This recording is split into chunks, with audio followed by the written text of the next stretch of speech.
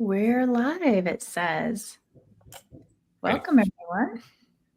Welcome. It's been a while. Yes, I know I've missed our chats when we did the equips, and I'm excited because we'll be starting those back up later in this year. Mm-hmm. Yeah. And Angela, anything new in the Coaching for Everyone world, since we'll be talking more about that today, just in general? No, just continuing the same focus of really bringing this offering to the attention of the folks who could benefit most. So, yeah. Well, I guess even with that being said, Angela, you are a new face on our live. So, as people start to kind of filter in, how about you just introduce yourself, what you do, your background? Just let us know about Angela and the work what you're working on right now. Sure. Yeah, thank you. So I am a Scholars Program Coordinator for Coaching for Everyone. My background or history with Coaching for Everyone started, back when Victor, our founder, got the idea for basically diversifying the face of coaching. I was one of the very small group of people that he reached out to say, would you like to be a part of this? And it was a fantastic, really, it's been a wonderful thing since then. Since coaching entered my life, and just like Victor is coming on the screen now, my life has not stopped improving. And so this is something that I can talk about for hours, but I'll stop there and let Victor be welcome. Hello. How's it going, Victor? It's going all right. Great. We were just doing... Go ahead, Laura. I was just going to say, we're just doing some introductions before we get started here. Oh. Well, Laurel and Angela, you know me and Brian. Have we met before? This is our first time meeting, actually. Oh, so, okay. Yeah. Well, we'd love to learn a little bit more about your background. And Angela gave us kind of the overview for Coaching for Everyone, but she said you started with the vision. So why don't you just tell us a little bit more, please? Yeah, there was just, there was a need in regards to, that's a pretty loaded question. I don't know how much time, I don't know any, So yeah, there was just, I got into coaching, saw that there was a need, started CFE. My background comes with teaching, and then higher education, and then coaching, and then CFE. So yeah, we just saw that there was a void and really needed to address that void. And we started about a week before lockdown, and put through about 200, and looking to continue to grow that. Yeah. Amazing. Thank you for that. Perfect timing also. Thank you for that overview. Yeah, absolutely. Yeah. Go ahead. Go ahead, Victor. No, go ahead. I was just going to say, happy to host everyone today, because we're very excited to bring this discussion about Coaching for Everyone's Coach Training Scholars Program that is offered in support of expanding BIPOC voices and presence in the coaching world. And I can share that when I first got into coaching, 2005, I had a lot of very well-connected relationships cross cultures. And I showed up in the coaching world and I was like, where's everybody? It was all mostly white women primarily. And so the work that you're doing to just, balance it all out is just, it's really effective and it's really needed. So I'm an excited partner in this. Yes. And we're very excited to have you. All right. So today we are going to be covering the vision and mission of CFE. Victor's given us a taste of how it got started. We're also going to be looking at what are the scholars' options, just so there's greater awareness around that. And we're also going to cover coaching education, ICF credentialing. If anyone has any questions, we can get those answered for you. And at 4:30 Eastern, we're going to be having a couple students join us just to give a testimony to student life as a coach in training. All right. So Victor, you gave us a little bit of a summary of the vision, and I'm just curious, what has inspired you most about coach training and CFE's mission? You know, in short, it's really part of our tagline, and that's really activating the potential in others and giving opportunities for others. And when I get feedback and emails and texts from individuals that have completed a program, you know, they tend to stay in the arena of talking about how they're really are fortunate to activate their own potential, and then the potential in others that they will impact moving forward. Nice. And I see Celia has joined us. Welcome, Celia, from the LinkedIn chat there. So just wanted to give it a shout out. And Angela, what about you? What has inspired you about this, you know, the offers to become a scholar? You know, it's been such a transformational journey from the moment that I started. You know, things look a little bit different now because CFE, of course, and we all have evolved as a result of the pandemic. So many things have changed.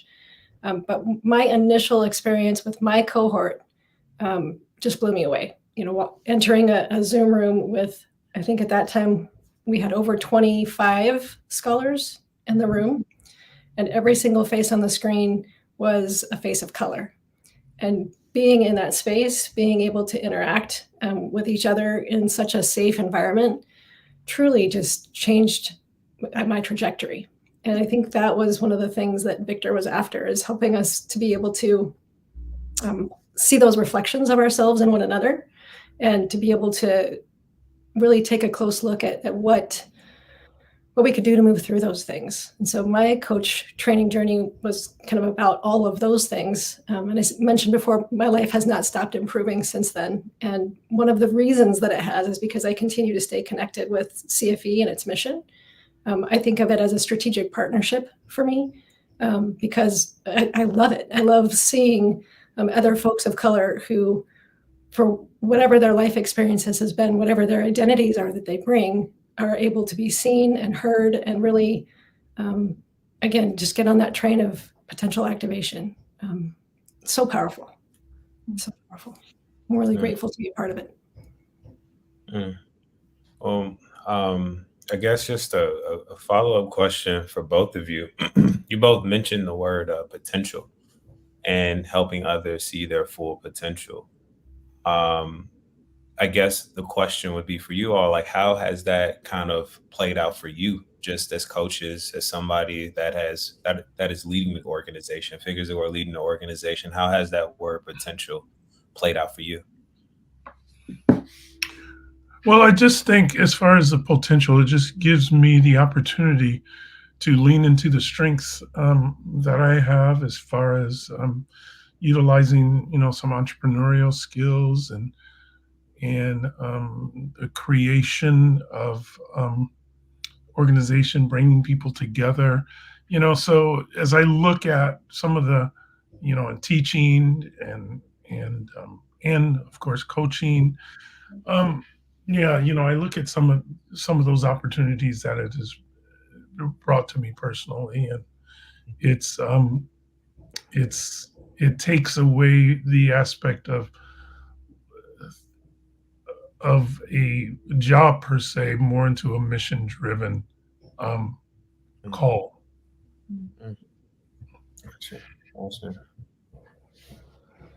Yeah, I would agree with that. And I guess I would also say, for me, one of the things that comes up when you ask about that is, I think when we talk about activating potential, whether it's in ourselves or others, one of the things we're talking about is inviting ourselves and others and allowing ourselves and others to step into and lean into and open up to our own potential. And there's something about that that's really important, but there's also something about shining a light on those places where perhaps we would rather stay small and figuring out how to feel more comfortable with taking the risks that we want to take so that we can open up and lean in and step forward.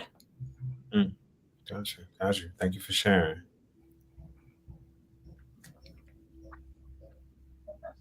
So I guess, as you all are continuing on this mission of making coaching more accessible for people of color, I guess, what would you see as, a gift of this experience what would you say is a gift of going through a program like this? Like, what do you think is a gift that you think you're giving to not only this to people of color, but also these institutions, but also just like every day when it comes to the coaching industry? Like, what do you think is a gift that you all are giving? I just think that if you're adding to the palette and you only have one color on the palette and you're bringing additional coloration to the palette, probably a gift to the artist in general, to have a variety of different colors to create this portrait called life. So yeah, and then I just think, just the networking aspect of, people being in cohorts and meeting other like-minded people and people that can understand the shared experience that they've had. I think that's a gift to be able to actualize also. Gotcha. Yeah. And I would agree with that. I would also say, going into my coaching cohort, you never know what chemistry is going to be like. You never know what long-term relationships might be. But kind of the networking part that Victor is referring to is one thing, but also, being in conversations and coaching in the industry in general and having somebody say, hey, I'm looking for somebody that would be a great fit for this opportunity. And being able to not only refer, but also to truly just connect and say, hey, so-and-so, I heard about this. I'd love to introduce you to this person who seems like they'd be a really great fit, and invite them to continue that conversation. And that can be on so many different levels and ways. And it can, really, again, change the trajectory of a career, of an opportunity, of a partnership, et cetera. Yeah. Agreed. Yeah, I'd say just with my experience going through the program, as a CFE scholar, I think just having a cohort full of people of color, I think that it just offers. I think there was a container created, like not just through CFE, but then that learning container was also transitioned over to Triple I, which is what I really appreciated because there was a curiosity there.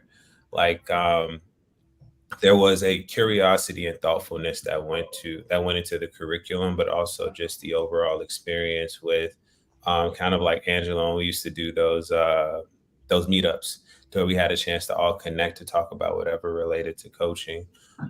Even when we were even when we were at Triple I, like I think that we had times to where I think we had like a time or two to where, like it was a topic and it just wasn't really connecting with us. But Triple I they created this container that was able to be like, okay, we understand what you're saying. Let's have more dialogue about this. So I appreciated the care. I appreciate the ability to listen. It just seems like there wasn't a break in communication in me going through coaching for everyone, which was very accommodating when it came through, whether it was payment, whether it was just like communication, very quick, very to the point. And then making the transition to Triple I, it just felt like it was one fully functioning machine. So I really appreciated just the thoughtfulness and just the strategy and collaboration that was happening. Mm, that's good to hear. Yeah. Definitely.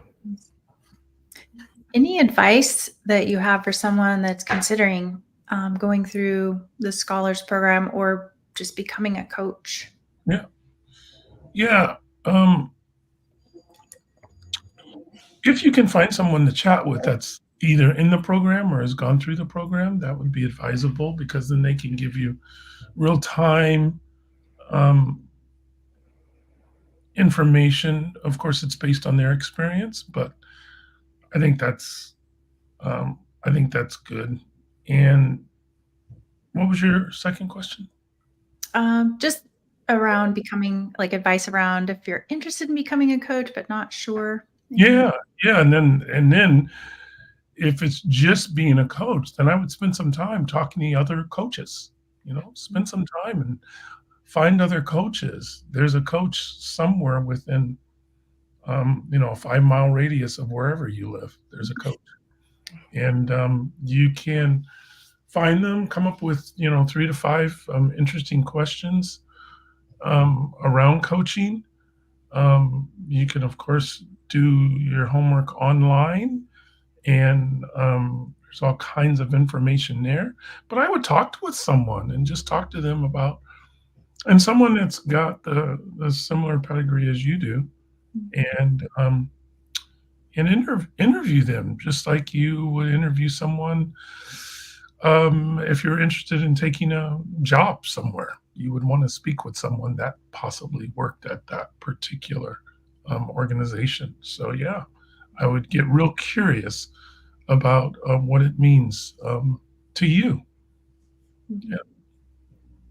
I agree with that. And in addition to that online homework that Victor talked about, I would also kind of bring in the intuition in those conversations, and in the research that you do online, because there's so many choices when it comes to coach training programs. There's so many different choices. So it's really hard if you're only doing the online research without having those conversations to figure out what you want exactly. So trusting your intuition a little bit to guide you to which are the conversations I want to have, what are the institutions that seem to align best with me and what I want to be as a coach, because that's going to come through. So if there's an institution that really resonates with you, reach out, have those conversations, spend a little time doing that. You may find that it takes a little while to connect with people and get those conversations, but they'll pay off in the long run. And so, yeah, absolutely. I would add to that, don't let money be the issue that you don't do it. Like it's I know that money is real and we all need money. But if you really want to, because I have been coaching before joining the program, and I was like, I would invest in coaching. But I felt like there were some gaps missing in my knowledge, and I think that going through coach training through an ICF-accredited institution, it really just helped me just be a more well-rounded individual. Mhm. Like I learned that I was doing a lot more consulting than I needed to. So people ask, like, why would you go through a coach training program? It's just like, because it's some foundational things that you might miss that a book doesn't give you, that you just have to go through a program for. So making that investment, if you're serious about being a coach, making that investment is necessary just for Mhm. your own growth and development. And like you all were saying earlier, you get a lot of awareness about yourself. Like, it's not even just about like learning something, it's about you and how you change. Like the person I was going into the program, how much I learned about how nonviolent communication and just like how I use a lot of filler words when trying to describe my emotions. I feel like, or this feels like, it's like, that's not an emotion. Like really getting to the core of what you're feeling or how to articulate yourself better when you're going through good times, when you're going through rough times, when you're going through okay times. Those things are important just for you to be a human. So Mhm. make the investment. It's worth it. Yeah. Yeah, those are really good points, and we hear that a lot from people that have been coaching but are just stepping into the education side. And some of them are really surprised at exactly how much there was to learn. Yeah.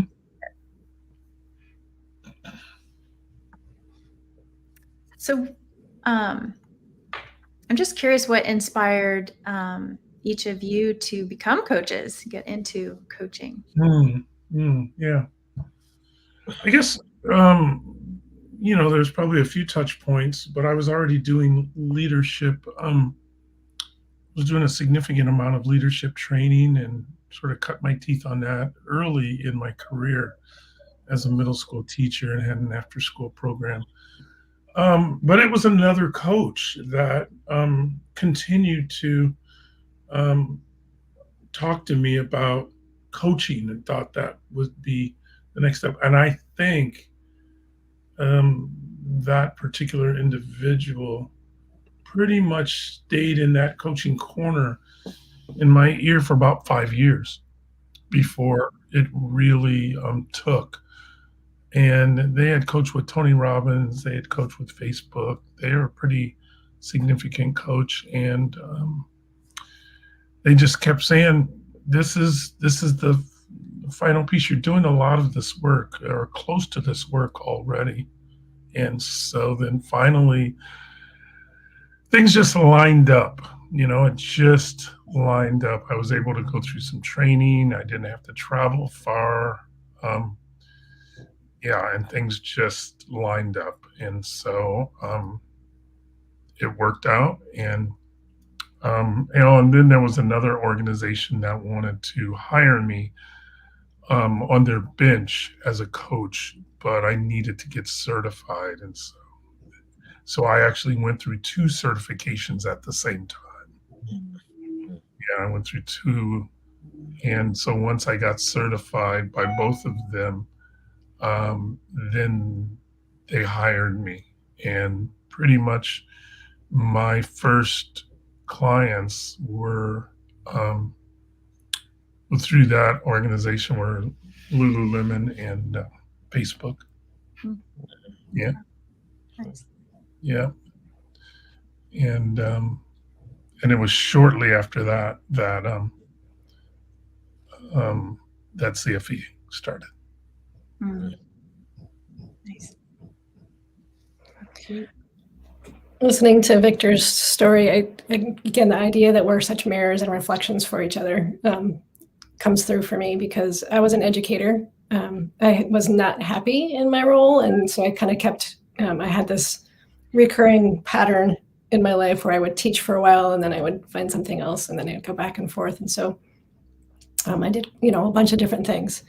And when Victor and I were connected around the time that CFE started, and he said, I think you have all the skills. I think you just need to try it and see what happens. And so I did. And as soon as I experienced my very first coaching session, I was just blown away. And I went, I got to be a part of this. I have to figure out how this can become part of what I do every day. And so that's how mine started. Well, Laurel, you've heard my story before, but I'll share it again. So I was doing coaching similar to you, Victor. I was coaching high school students through their college process, coaching / consulting through their college process. So I did that for about a year. Then I was like, I don't want to do this anymore. So then I went to the higher education level, and I started with graduate students, getting them through figuring out what you want to do after you get your degree. Did that for a year, decided like, all right, I don't want to do this anymore. So I also got my degree while I was going through that. So I was moving fairly fast, but I thought I knew what I wanted to do, but I didn't. So I just decided to move out to Boston, and I was doing leadership coaching out there. So, and I was working in nonprofit, and I did that for a year. And I was like, oh, this really isn't it. So, and the reason why it wasn't it was really because in the traditional education space, as you all probably know, it's very slow. It's very just like, I don't know, like this, it doesn't allow for as much innovation as you would like. So I actually met my mentor there who was a executive and leadership coach, and he was coming into my organization to advise my manager on how to be better at her job. No shade, she just needed a little bit of help. But overall, she when he saw me, he said, seems like what are you doing here? Like it seems like you're not happy here, because you can see it on my face. And at that point, I was just going through a lot of things with that organization. And when he told me like really what he was doing as an executive and leadership coaching, it was very different from what I was doing, because he was certified. And he was just like, hey, pack your bags, come to New York, and I'll take care of you. Right. So, because he lived in New York. So, I didn't have anything to lose. I was 25 at the time. I didn't know what I wanted to do next. I knew that education, the traditional education sector, wasn't for me anymore. So I just packed my bags and moved to New York. Never planned to do it. And from there, he really guided me on what it is to be a coach. But he also helped me started to transition into tech as a coach, which was a fairly like new concept in that space. So I started working for a boot camp as a leadership talent development coach. And that really started my track on like, oh, this is actually what I want to do. I think that's when the aha moment happened, because I was doing it up to that point. It just was in such bite-sized moments that when I got to tech and I was able to be more creative in my approach and just deal with the whole person and not a problem, that's when it clicked for me. So around 26, that's when I was like, oh, this is what I want to do, or I have to incorporate this into my career some type of way. Yeah, that's why, because overall, like just helping people choose growth is like what I really enjoy about coaching. And I always say the phrase that, there's so much power in choice, but you have to help people see that choice. So that's why I really enjoy coaching, because, you can we can co-create the life you want for yourself, but you have to be able to choose to grow and choose to develop yourself. And coaching is a tool to help you do that. So that's why I enjoy doing it. Nice. Mm-hmm. Yeah, thank you for sharing. Every time I hear like a new angle of something you've experienced, Bryant. I love it. All What right. about you, Laurel? Did you want to share? Sure. I just knew I just felt such a deep calling to help the world be a more equitable, is that the right word? And have more integrity. Leaders have more integrity, and just be a part of the solution and leave a positive impact. I thought the only way to do that was to become a therapist. So I initially started out down that track, took a coaching class, and just fell head over heels in love. I was like, this is an approach that is honoring the wisdom of the person and respecting that wisdom and respecting that truth and respecting their individuality. Done. This is it. This is the path I'm taking. And I just went full into coaching from there. Amazing. Yeah. All right. So we've got, we're going to have Janine and join us. Janine is also a scholar. Janine, welcome. Hi, everyone. Hey, Janine. Hi, Janine. So Angela and Victor, you are welcome to stay on or hop off either way. We're just going to continue having a conversation about the actual program and what it's like to be a scholar and get some lived experience. Excellent. Well, I appreciate the invite, and I look forward to the good work that we have in front of us, and we will be chatting soon. Cool. Sounds wonderful. Thank you Thanks. so much. All right. Take care. Thank you. Thank you. Thanks. Bye-bye. Yeah, Angela. Bye. Welcome, Janine. Thanks, Good to y'all. see you. You too. Yeah, so we were just talking about a little bit more of the bigger picture vision of CFE and getting a feel for that. And so we're just so grateful that you'd be willing to join us and just give a little bit about your experience. And I was wondering if you could kick us off just sharing a little bit about what inspired you to pursue coaching education. Yeah. So I had been trying to figure out what the next thing was for me, honestly.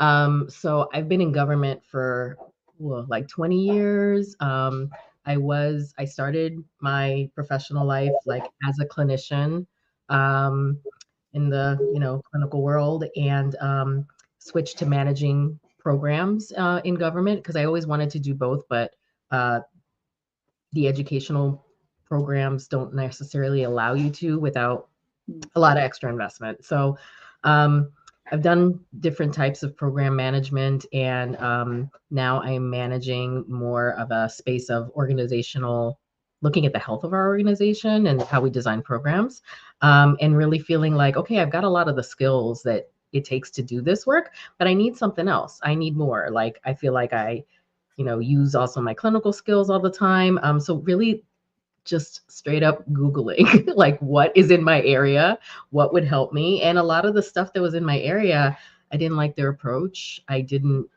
speak to me. It felt like I didn't feel like I was represented in that space. So when I found Coaching for Everyone, I was really excited about like an all BIPOC program. I was like, okay, so I could be real and talk about some real challenges here.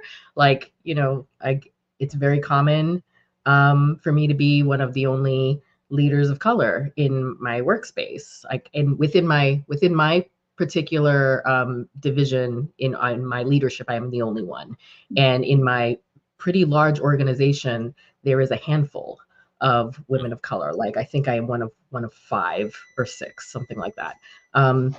So it was important to me to be in space with folks that have similar experiences. So yeah, the coaching was just like, I need something else. I knew some people who had done it and were like, look into it. And yeah, it's been a challenging but very like worthwhile journey so far. Nice. Cool. Well, question I have for you, and also good to meet you. It's the first time meeting.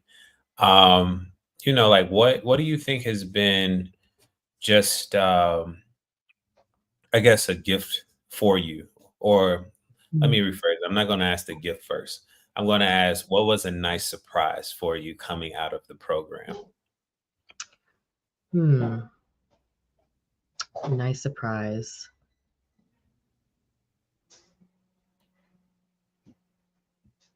I think a nice surprise was that it reiterated that I continue to do and I am doing like my work to be a better human being. So I think sometimes like as you're on your path to be a better human being, you question, you're like, am I doing this right? Like, am I really on the path? Am I really doing the thing? And it reiterated that like, yep, you've been doing your work. You really are doing your work. As like when I was a clinician, I would always tell students like, you better not try to do this unless you go to therapy yourself. Like, you have no business. So like, just that I continue to do my work. And that I think that was reiterated to me through my own coaching experience, being coach, going through supervisor coaching and mentor coaching experiences, and just sharing coaching experiences with cohorts and other like cohort members and other colleagues. So I think that was like a nice surprise, like a really pleasant learning for me that like, oh, you are doing your work, you're doing your thing. Reiterating that because this is very challenging and vulnerable work that requires like an integration of the personal and professional, if that makes sense. Yeah, I'm glad you said that. I think that's like the conversation of the day: work-life balance or work-life integration. And what we're talking about is the integration of ourselves. That's what it comes down to. So I'm glad you pointed that out. And also, yeah, like just the work it takes to continue to just be better for yourself first. And of course, that helps you be better for everyone else around you. So yeah, I'm glad you pointed that out. That's a good surprise, that for sure. And I think I also share in that surprise. I was telling Victor and Angela earlier, just like, you surprised how much you learn about yourself going through a program like this. Like, Mhm. think that, "Oh, I'm just going back to school, like, I'm gonna learn some new skills, and that'll be and then I'll go apply those skills." But it really comes down, oh, you become a better version of you, or you have more tools in order to become a Mhm. better version of you.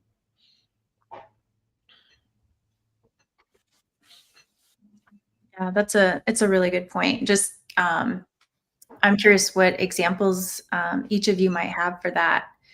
Um,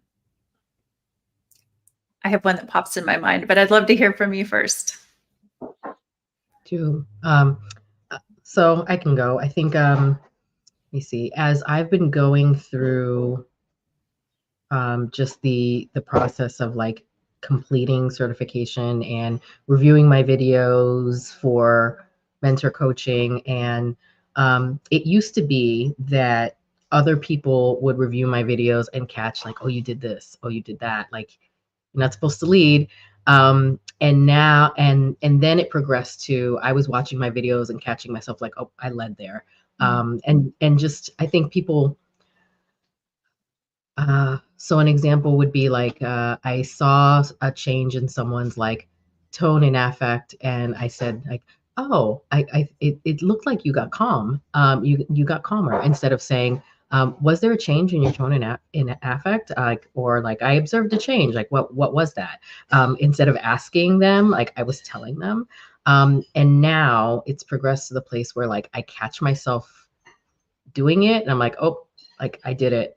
Okay, I like let me review this video for what I can do better next time." Or in the moment, I can change a question, so I can really like. I feel like my skills have gotten better, and I'm also using those in other places as well, like using it in my work life, um, and just getting better at crafting my questions. Like that's what I've been noticing about myself. Um, yeah. Mm. Yeah, similar to that. I think just the importance of pausing.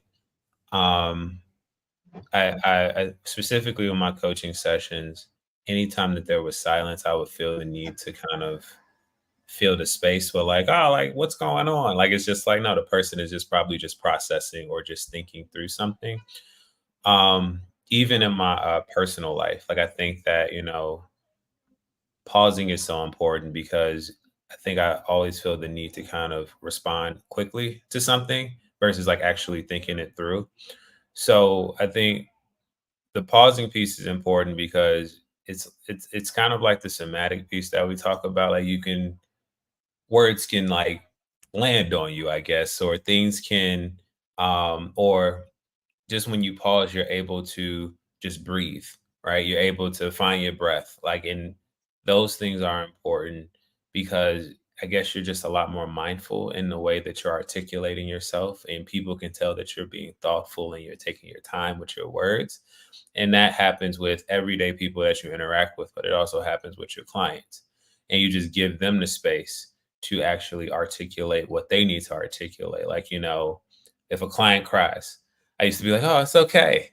But now it's just like, don't say anything. It's just like you got to just let them do what they're gonna do, and it's okay to check in, but you got to let them process that emotion or have that emotion, have that moment. Because if you just try to support, then you take it away from them, and they can't really process how they're feeling, or it actually makes them feel less comfortable with you, is what I found, and always trying to comfort them. So just the power of pausing and just being in your body allows the people around you, especially your clients, to also pause and have whatever emotion they need to have, or whatever thoughts they need to have, or whatever bodily sensations they need to have, or find that bodily sensation. So I think that that was a really important lesson for me. I love that. And gosh, there's so much here, but one thing that comes to my mind is like recognizing bias unconscious and conscious, like being more able to catch conscious and unconscious bias to show up completely neutral for the client's truth. But deeper is learning how to listen beneath the surface to what's not said. And really, because we're so accustomed to, and the brain is wired to judge something on the surface. And in coaching, it invites us to go deeper. What's the truth? And as one of our instructors, Hassan Rafiq, he teaches about internal diversity. So we have external diversity. We also have internal diversity, where we think differently, or we might process something differently. And coaching can meet someone exactly where they're at and completely honor whatever is coming up, whatever is the truth of that person. And to sit in that honoring is just powerful. It's powerful. So I also would love to just hear more. We've got some folks that might be considering joining CFE and becoming a scholar. Any words of wisdom, anything that either of you would like to share about your experiences?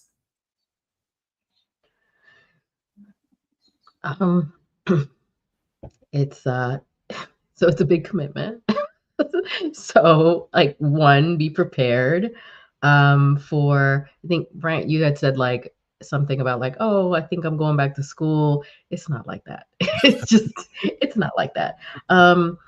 It's not just like your time commitment to study and practice. Like, you have to be present. And there's like a real pull on your emotional capacity. You can have, I think when you're practicing coaching sessions, like you can have a really intense coaching session and you're like, look, I'm just spent now. I can't do anything else. Like, you have to be prepared for those things, and figure out where to build this into your life and where to have the bandwidth. And I guess also being patient with yourself.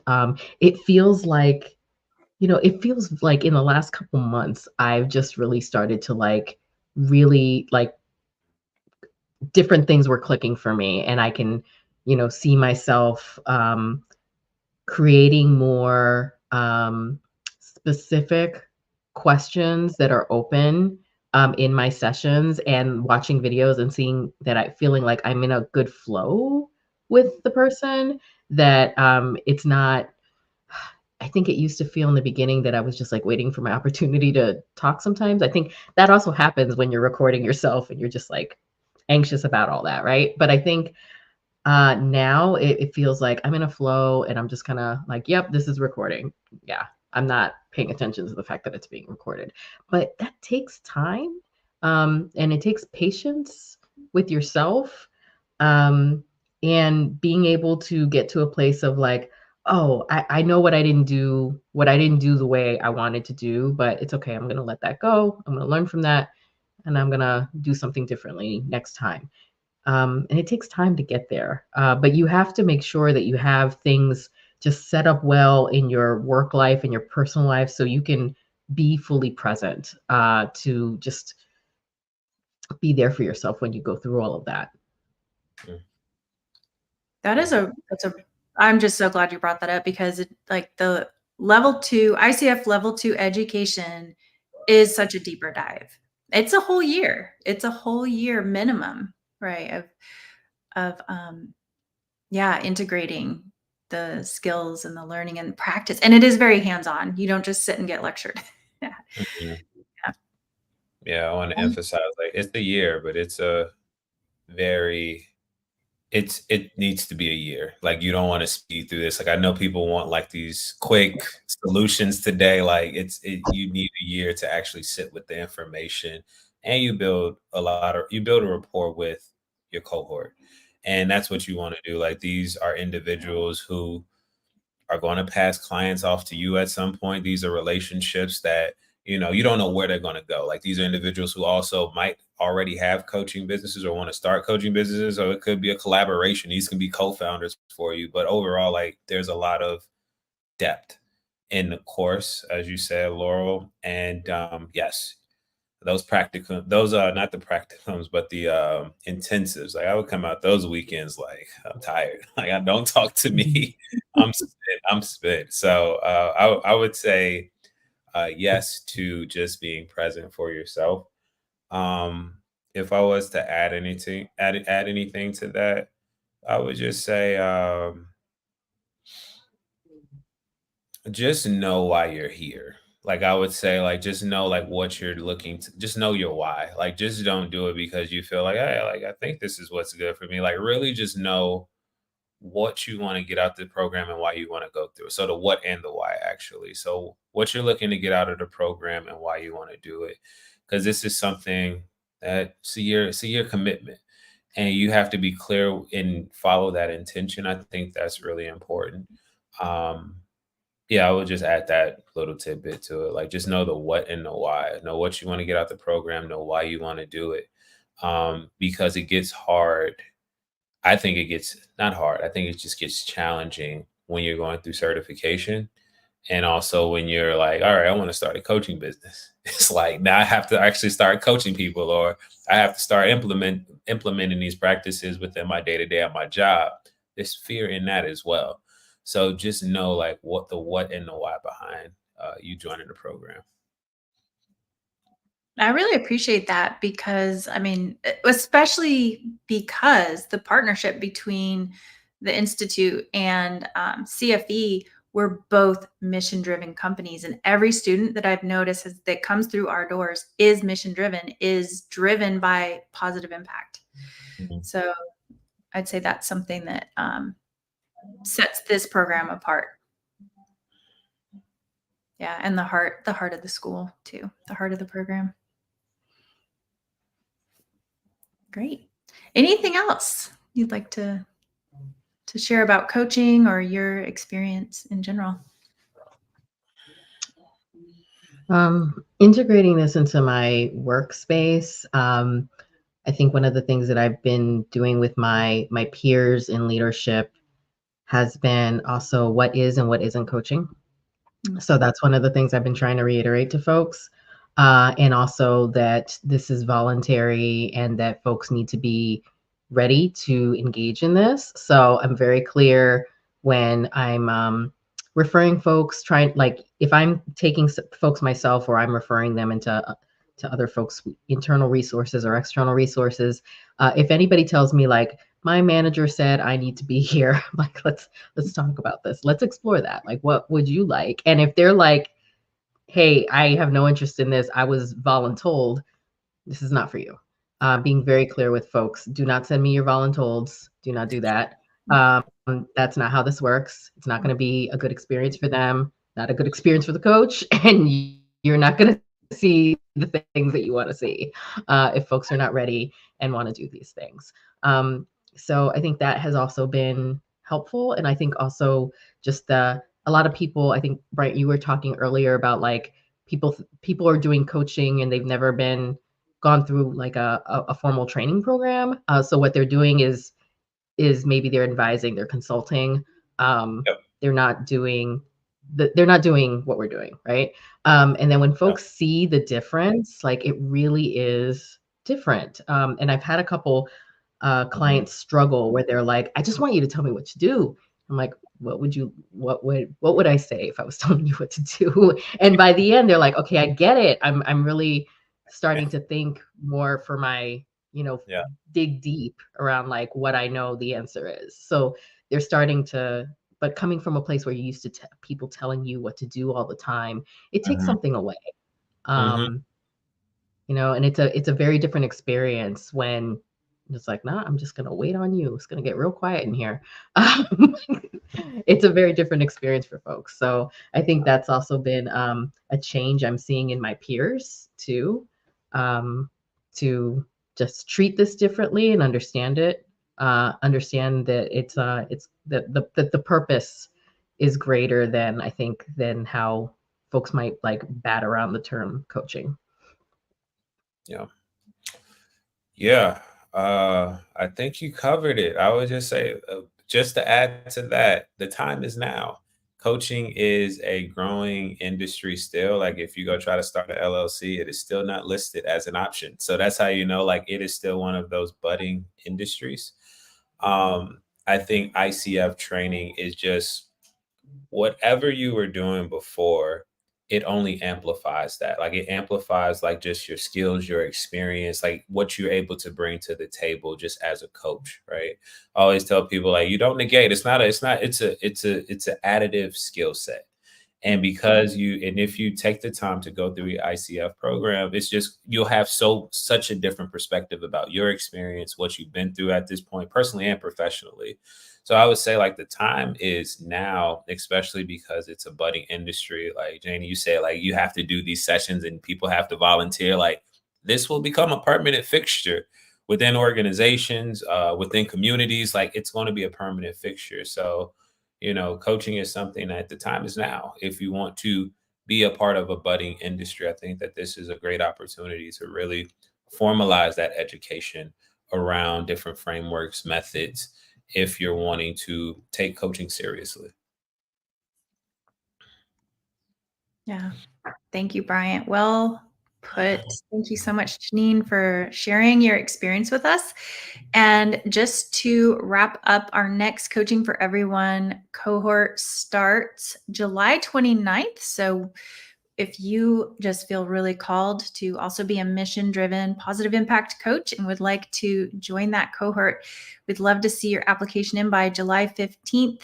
The class is capped at 16, first come, first serve, and we still have spots in that summer program. The next program after that launches in fall, so we do have other options if you can't join us in summer.